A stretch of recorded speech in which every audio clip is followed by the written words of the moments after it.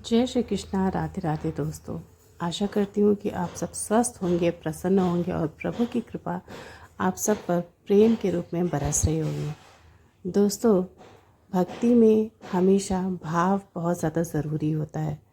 अगर हम बिना भाव के किसी भी देवी देवता की पूजा करें, सेवा करें, तो उसका फल हमें उतना नहीं मिलता। लेकिन अगर हम भगवान की भक्ति में अपने हृदय का भाव लगाते हैं तो भगवान ज़रूर उससे प्रसन्न होते हैं और थोड़ी सी ही भक्ति में हमें अपनी इतनी ज़्यादा कृपा देते हैं कि जिसका हम मूल्यांकन भी नहीं कर सकते। आज आप सबको एक हृदय को छू जाने वाली सच्ची घटना सुनाने वाली हूँ। दोस्तों, अक्सर लोग ऐसा कहा करते हैं कि लड्डू गोपाल, कैसे लोग लड्डू गोपाल की इतनी ज़्यादा पूजा करते हैं। आजकल लड्डू गोपाल का इतना ज़्यादा प्रचलन क्यों है? दोस्तों, ये कोई दिखावा या कोई फैशन तो नहीं है। ये सिर्फ वही लोग समझ सकते हैं जो सच में भक्ति करते हैं, जो अपने हृदय से, भाव से प्रभु की सेवा करते हैं। भले ही उसमें कोई स्वार्थ नहीं हो, भले ही हम मनोकामना की पूर्ति के लिए भक्ति करते हों, लेकिन भक्ति तो भक्ति ही है। दोस्तों, भगवान से किसी भी तरह जुड़ना ये ज़रूरी है हमारे लिए। उसके पीछे हमारा कोई स्वार्थ हो या फिर हमारी कोई इच्छा, अगर एक बार हम भगवान की राह पकड़ लेते हैं तो वो हमारी सारी इच्छाओं से हमें मुक्त करके अपने रास्ते पर चलाने लगता है। तो सबसे ज़्यादा ज़रूरी है कि भक्ति के मार्ग को धारण करना। दोस्तों, आज मैं आपको अपर्णा जी की एक ऐसी सच्ची कहानी सुनाने वाली हूँ जिसे सुनकर आपको विश्वास नहीं होगा कि भगवान अपने भक्त पर इतनी ज़्यादा कृपा कैसे कर सकते हैं। अपर्णा जी जो हैं वो काफ़ी वर्ष से लड्डू गोपाल की सेवा किया करती थी और जब उन्होंने लड्डू गोपाल की सेवा शुरू की, उनकी कोई भी संतान नहीं थी। उनके विवाह को 7 या 8 वर्ष हो चुके थे। किसी ने बताया कि तुम लड्डू गोपाल की सेवा घर में लाओ, ऐसा करने से तुम्हें संतान हो जाएगी। किसी भी महिला के साथ जब ऐसी स्थिति आती है दोस्तों, तो वो सब कुछ करने के लिए तैयार होती है। बस वो ये चाहती कि मेरी गोद किसी तरह से भर जाए। ऐसा ही कुछ अपर्णा जी के भी साथ हुआ। उन्होंने वो सब कुछ किया जो लोग उन्हें बताते गए, और अगर उन पर कृपा हुई तो सिर्फ लड्डू गोपाल की। वो अपने लड्डू गोपाल के साथ बिल्कुल एक माँ जैसा व्यवहार करती थी। माँ के भाव से, वात्सल्य के भाव से बाल गोपाल की सेवा करती थी और लड्डू गोपाल ने उनकी भक्ति, उनकी सेवा का फल उन्हें बहुत ही शीघ्र दिया। बाल गोपाल की सेवा करते अभी उन्हें कुछ महीने ही हुए थे और वो गर्भवती हो गई। कुछ दिनों बाद उन्होंने एक पुत्र को जन्म दिया। बेटे को जन्म देने के बाद अपर्णा जी के जीवन में लड्डू गोपाल का जो विश्वास था, जो निष्ठा थी, वो इतनी ज़्यादा बढ़ गई कि उससे ज़्यादा अब उन्हें किसी पर विश्वास नहीं था। वो अपने बच्चे से भी ज़्यादा बाल गोपाल से स्नेह करती थी, प्रेम करती थी, क्योंकि एक तो वो प्रभु हैं, दूसरे उन्होंने अपने उनके साथ होने का कई बार परिचय दिया था, कई बार इस बात का उन्होंने सबूत दिया था, अपने होने का, अपनी भक्ति का। इसलिए अपर्णा जी इस बात को पूरी तरह मानती थी कि लड्डू गोपाल की कृपा उन पर बहुत ज़्यादा है। जितना वो चाहती है उससे भी कहीं ज़्यादा उन पर प्रभु की कृपा है। लड्डू गोपाल भक्तों के साथ बहुत सारी लीलाएं करते हैं। ऐसे ही वो अपनी भक्त अपर्णा के भी साथ किया करते थे। लेकिन उनके साथ घर में जो लोग रहते थे उन लोगों को ये पाखंड और ढोंग लगता था। उनकी जेठानी का एक बेटा था जो कि अपर्णा से बहुत प्रेम करता था। उन्हें चाची चाची बोलता था और उसको लड्डू गोपाल बहुत पसंद थे। वो लड्डू गोपाल के बहाने अपर्णा के पास अक्सर आया करता था, उनके कमरे में दिन भर रहता था, क्योंकि लड्डू गोपाल का जो विग्रह था वो अपर्णा के कमरे में ही था। अपर्णा का बच्चा उस समय बहुत छोटा था और उनकी जेठानी का जो बच्चा था जिसका नाम था किशन, वो अक्सर उनके कमरे में लड्डू गोपाल के साथ खेलने के लिए बैठा रहता था। ये बात उसकी जेठानी को पसंद नहीं आता था। वो बार बार लड्डू गोपाल को लेकर अपनी देवरानी अपर्णा को ताने मारा करती थी, लेकिन अपर्णा बहुत सहनशील महिला थी। वो चुपचाप उनकी बातों को बर्दाश्त किया करती थी। समय बीतता रहा, अपर्णा हमेशा की तरह बाल गोपाल की सेवा करती रही। कुछ दिनों बाद अपर्णा का बेटा बड़ा हुआ और वो स्कूल में उसका एडमिशन करा देती है।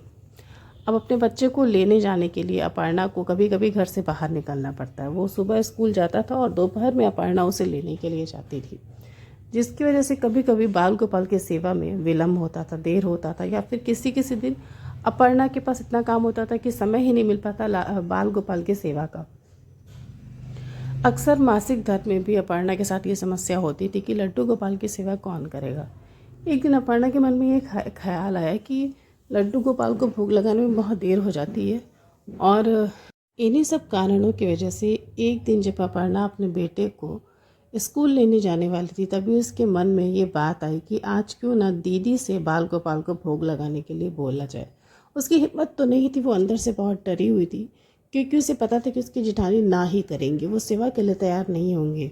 लेकिन फिर भी डरते डरते अपनी जेठानी से पूछती है कि दीदी, आज मुझे बेटे को स्कूल लेने जाना है और शायद मुझे थोड़ा समय लग जाए क्योंकि मुझे बाज़ार भी जाना है, क्या आज आप लड्डू गोपाल को भोग लगा देंगी? पहले तो उसकी जेठानी थोड़ा सा नानुकुर करती है, फिर पता नहीं क्या सोच कर बोलती हैं अपर्णा से कि ठीक है, तुम स्कूल लेने जाओ अपने बेटे को और मैं देख लूँगी, मैं लड्डू गोपाल की सेवा आज कर दूँगी। अपर्णा बहुत खुश होती है ये सोचकर कि आज लड्डू गोपाल के भोग में देरी नहीं होगी, मेरा काम भी हो जाएगा और लड्डू गोपाल को भोग भी लग जाएगा। अपर्णा तैयार होकर अपने बेटे को स्कूल लेने के लिए चली जाती है। बाल गोपाल के भोग का समय होता है, तभी उसकी जेठानी को याद आता है कि आज लड्डू गोपाल को मुझे ही भोग लगाना है। वो उठती हैं, नहाती धोती हैं, साफ़ सुथरे वस्त्र तो पहनती हैं भोग लगाने के लिए, लेकिन दोस्तों उनके मन में जो उनकी चेष्टा होती है, जो उनकी नीयत होती है, वो बिल्कुल भी साफ़ नहीं होती। वो लड्डू गोपाल से और अपर्णा से बहुत ज़्यादा जलती हैं, क्योंकि उन्हें पता रहता है कि लड्डू गोपाल की कृपा से ही अपर्णा माँ बनी है। ये बात उसकी जेठानी को पसंद नहीं थी। अपर्णा के बारे में उल्टे सीधे भाव मन में लेके, लड्डू गोपाल के लिए मन में ईर्ष्या लेके वो उन्हें भोग लगाना चाहती है। उसे तभी याद आता है कि भोग में तुलसी दल चढ़ाना होता है। अपर्णा जो भी फल उनके पास रख के गई थी भोग के लिए, वो सारे फल निकालती हैं, उन्हें धुलती भी नहीं है। उस पर ढेर सारी चींटियाँ लगी थीं, उन पे फलों के रस लगे थे जो साफ़ नहीं दिख रहे थे, गंदे दिख रहे थे, कीड़े मकोड़े थे उसमें। अपर्णा की जेठानी ने वही गंदे फल लड्डू गोपाल के भोग में रख दिए, और अब उन्हें तुलसी दल रखना था, जो कि भोग में रखना आवश्यक होता है। गंदे फलों को लड्डू गोपाल की थाली में रखने के बाद अपर्णा की जेठानी सुनीता बाहर बगीचे में जाती हैं तुलसी के पत्ते लेने, लेकिन तभी उनकी नीयत इतनी गंदी थी कि बजाय तुलसी के पत्तों को लेने के, लड्डू गोपाल के कोमल शरीर में चुभाने के लिए अपर्णा की जेठानी सुनीता ने ढेर सारे नागफनी के कटीले पत्ते तोड़ लिए कि आज मैं लड्डू गोपाल को भोग में यही खिलाऊंगी। उनकी सारी बिस्तर पर, जिस चादर पर वो लेटते हैं बैठते हैं, आज मैं इन्हीं नागफनी के पत्तों को बिछाऊंगी। आज उस अपर्णा की बच्ची को समझ में आ जाएगा कि लड्डू गोपाल की सेवा क्या होती है। इतने गंदे भाव से और इतनी ईर्ष्या भरे भाव से वो लड्डू गोपाल को भोग लगाने आती हैं। अपने सोच के हिसाब से वो गंदे फल खिलाती हैं उन्हें, और नागफनी के सारे कांटे छोटे छोटे निकाल कर एक एक कांटे उनके पूरे बिस्तर पर, उनके आसन पर बिछा देती हैं, और वही कांटे भोग वाले फलों में भी डाल देती हैं। तुलसी का एक भी पत्ता उन्होंने भोग नहीं डाला। दोस्तों, जो कुटिल स्वभाव के लोग होते हैं, जो दुष्ट प्रवृत्ति के लोग होते हैं, वे कभी भी भगवान से और समय से नहीं डरा करते। उन्हें इस बात से कोई भी फ़र्क नहीं पड़ता कि मेरे कर्मों का फल मुझे क्या मिलेगा। आज अपने किए हुए बुरे कर्मों का फल कल मुझे अवश्य भोगना है। इस बात का ना तो ज्ञान होता है और ना ही कोई परवाह होती है। सुनीता कुछ ऐसी ही थी। वो नागफनी के सारे कांटों को लड्डू गोपाल के सेज पर बिछाकर वहीं उन्हें बैठा देती हैं, और तुलसी दल की जगह नागफनी के कांटे डाल देती हैं। ये सब करने के बाद वो खाना खाकर अपने कमरे में जाकर सो जाती है। इतनी ही देर में अपर्णा अपने बच्चे को स्कूल से वापस लेकर आती है, अपने बच्चे को खाना खिलाती है। वो बहुत निश्चिंत रहती है कि मेरे बाल गोपाल को तो भोग लग गया, अब मैं रात्रि का जो भोग है वो देने के लिए उन्हें सीधे जाऊंगी। अपर्णा अपने बच्चे को कपड़ा बदल कर उसे खाना खिलाने लगती है, और स्वयं भी खाना खाकर अपने कमरे में आराम करने चली जाती है। उसे नींद लगती है, तभी उसे महसूस होता है कि उसके शरीर में कुछ चुभाया जा रहा है। अचानक से वो जग जाती है। वो उठती है और देखती है उसके आसपास तो कुछ भी नहीं है। वो फिर से लेट जाती है, उसे नींद आ जाती है। तभी वो स्वप्न में देखती है कि मेरे लड्डू गोपाल कुछ कटीली झाड़ियों के बीच फंसे हुए हैं। वो एक जंगल में पड़े हैं और उनके अगल बगल बहुत ढेर सारी कटीली झाड़ियाँ, पेड़ पौधे हैं जो उनके पूरे शरीर में चुभ रहे हैं। लड्डू गोपाल के पूरे शरीर से खून बह रहा है और वो बहुत रो रो कर अपनी मैया, अपनी भक्त अपर्णा को पुकार रहे हैं। वो रो रो कर अपर्णा को बुला रहे हैं, मैया तुम मेरे पास आओ, मुझे बहुत चुभन हो रही है। मुझे ये सारे कांटे शरीर में बहुत चुभ रहे हैं। मैया मुझे यहाँ से निकालो। सपने में लड्डू गोपाल की आंखों से आंसू आ रहे थे। ये दृश्य सपने में देखकर अपर्णा चौंक जाती है। वो उठकर बैठ जाती है। उसे पसीने आ रहे होते हैं। वो सोचने लगती है कि ये सपना था या फिर सच है। अपने लड्डू गोपाल को देखने वो बेचैन हो जाती है और उठकर भागती है उनके कमरे में। उस कमरे में जाकर जब वो देखती है कि उसके लड्डू गोपाल नागफनी के कांटों के बीच बैठे हैं, उन्हें देखते अपर्णा की जान सूख जाती है। उसकी आंखों में तुरंत आंसू आ जाते हैं। वो घबरा जाती है और चिल्ला उठती है कि ये किसने किया? मेरे बाल गोपाल को कांटों की सेज पर किसने सुलाया? अपर्णा से ये दृश्य देखा नहीं जाता। वो कांपने लगती है।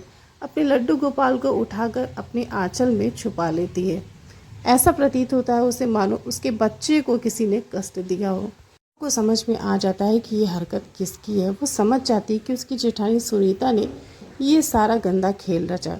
उसे बहुत क्रोध आता है अपनी जेठानी पर और वो उन्हें बहुत डांटती है कि दीदी, आपको जो भी करना था आप मेरे साथ कर ली होती। मेरे बाल गोपाल को इतना दुख और इतना कष्ट देने की क्या ज़रूरत थी? वो तो भगवान है, सभी के लिए भगवान है। क्या आपको इस बात का डर नहीं कि आप प्रभु के साथ पापयुक्त व्यवहार कर रही हैं? सुनीता चुपचाप उसकी बातों को सुनती रहती है, फिर मुंह बनाकर अपने कमरे में चली जाती है। अपर्णा बहुत रोती है। अपने बाल गोपाल के शरीर पर चंदन का लेप लगाती है। उसे मुलायम मुलायम सूती वस्त्र पहनाकर शयन करा देती है। अपर्णा की जेठानी का बेटा अब बड़ा हो चुका रहता है। वो बाहर पढ़ाई के लिए चला जाता है, लेकिन अभी भी वो अपर्णा के लड्डू गोपाल से बहुत ज़्यादा अटैच रहता है।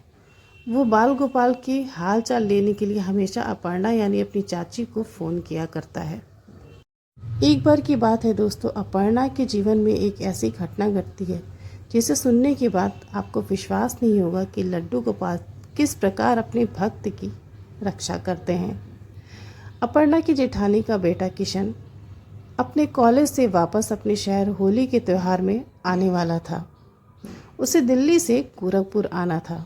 वो दिल्ली से चलने वाली ट्रेन में बैठ गया। गोरखपुर पहुंचने से 2 घंटे पहले रास्ते में एक शहर पड़ता है जिसका नाम है बस्ती। अभी ट्रेन बस्ती ही पहुंची थी, तभी किशन को याद आता है कि लड्डू गोपाल के लिए कोई सामान ले ले। वो अपनी चाची अपर्णा को फ़ोन करता है और पूछता है, चाची मैं लड्डू गोपाल के लिए क्या लेकर आऊँ?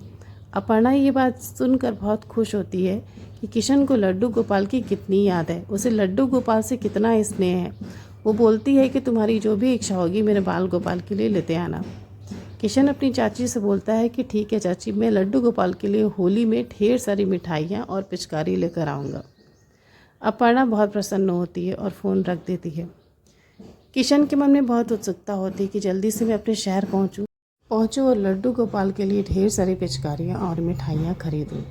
वो बहुत प्रसन्न और उत्सुक रहता है। ट्रेन बस्ती में ही अचानक से रुक जाती है और कुछ लोग वहाँ बस्ती स्टेशन पर ट्रेन में चढ़ने लगते हैं। तभी एक नवयुवक ट्रेन में चढ़ता है जिसका रंग सांवला और उम्र यही कुछ 15-16 वर्ष की होती है। वो लड़का दिखने में तो बहुत सांवला था, लेकिन बहुत ही सुंदर नैन नक्श वाला एक अलग कांति वाला लड़का था। वो ट्रेन में चढ़ता है और किशन को पीछे से बुलाता है, किशन सुनो। किशन पलट के देखता है और उस लड़के को नहीं पहचानता। वो पूछता है कि आप मुझे बुला रहे हैं? वो लड़का किशन से कहता है कि जी हाँ, मैं तुम्हें ही बुला रहा हूँ। वो बाहर तुम्हारी चाची खड़ी हैं, वो तुम्हें बुला रही हैं और उनके हाथ में एक लड्डू गोपाल भी हैं। शायद वो अपने लड्डू गोपाल से तुम्हें मिलाने के लिए बुला रही हैं। किशन बहुत खुश होता है कि चाची यहाँ पर कैसे आ गई। किशन बिना कुछ सोचे समझे ट्रेन से बस्ती स्टेशन पर ही उतर जाता है। उतरने के बाद वो उस स्टेशन पर अपर्णा को इधर उधर ढूंढता रहता है, लेकिन अपर्णा कहीं भी नज़र नहीं आती। वो वहीं पर बैठ जाता है और उस युवक को ढूंढने लगता है जिसने उसे बस्ती स्टेशन पर उतरने के लिए बोला था। कहीं नहीं मिलता वो युवक और ट्रेन चल पड़ती है। किशन की ट्रेन छूट जाती है। अब तो उसे इतना पछतावा होता है कि मैंने एक अजनबी पर कैसे भरोसा कर लिया। मैं ही मूर्ख हूँ जो मैंने उस लड़के पर विश्वास किया। पता नहीं वो लड़का कौन था और कहाँ से मेरे पास आ गया। झूठ बोलकर मुझे यहाँ ट्रेन से उतार दिया और मेरी ट्रेन भी छूट गई। दोस्तों, तभी एक बड़ी ही अद्भुत सी घटना घटती है। अचानक से पता चलता है कि गोरखपुर की तरफ जा रही उस ट्रेन का आगे जाकर बहुत ही दुर्दांत एक्सीडेंट हो गया और उस एक्सीडेंट में बहुत सारे लोगों की मौत हो गई।